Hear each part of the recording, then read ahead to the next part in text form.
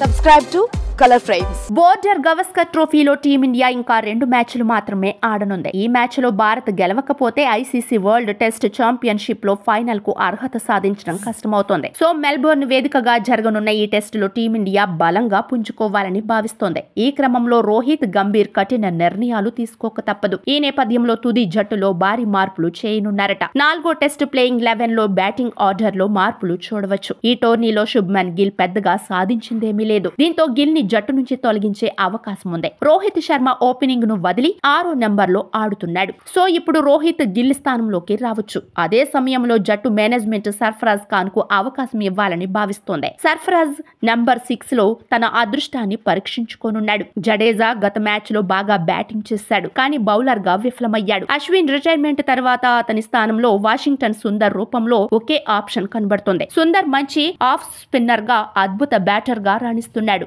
గంభీర్ కి కూడా సుందర్ పై చాలా నమ్మకం ఉంది. ఇలాంటి పరిస్థితుల్లో జడేజా స్థానంలో సుందర్ ని జట్టులోకి తీసుకున్నా ఆశ్చర్యపోనక్కర్లేదు. 3వ టెస్ట్ మ్యాచ్ కు ముందు తొలి 2 టెస్ట్ మ్యాచ్ల్లో హర్షిత్ రాణాను జట్టులోకి తీసుకున్నందుకు టీం మేనేజ్మెంట్ విమర్శలు ఎదుర్కొంది. ఈ విషయంలో గంభీర్ ను బాగా ట్రోల్ చేశారు. కేకేఆర్ మీదున్న ప్రేమతోనే గంభీర్ రాణాను ఆడించినట్లు వార్తలు కూడా వచ్చాయి. ఫలితంగా బ్రిస్బేన్ లో ఆకాష్ దీప్ కు అవకాశం కల్పించారు. అయితే ఆకాష్ కూడా పెద్దగా రాణించలేదు. మరి నెక్స్ట్ మ్యాచ్ లో ఆకాష్ దీప్ తన స్థానాన్ని నిలబెట్టుకోగలడా, లేక టీం మేనేజ్మెంట్ మళ్లీ రాణా వైపు చూస్తుందా అనేది చూడాలి. ప్రసిద్ధ్ కృష్ణ రూపంలో టీం కి మరో మంచి ఆప్షన్ ఉంది. అయితే ఆకాష్ దీప్ గత మ్యాచ్ లో తన బ్యాటింగ్ తో ఫాలో ఆన్ ను కాపాడడంలో భారత్ కు సహకరించాడు. కాబట్టి అతను జట్టుకు దూరమయ్యే అవకాశాలు చాలా తక్కువ. మహమ్మద్ సిరాజ్ అంచనాలు అందుకోలేకపోతున్నాడు. ఆకాష్ దీప్ ని రిటైన్ చేస్తూనే టీం మేనేజ్మెంట్ సిరాజ్ ని డ్రాప్ చేసి రాణా లేదా ప్రసిద్ధ్ కృష్ణకు అవకాశం ఇవ్వవచ్చు. వీడియో మీకు నచ్చినట్లయితే ప్లీజ్ లైక్ చేయండి, షేర్ చేయండి, కామెంట్ చేయండి.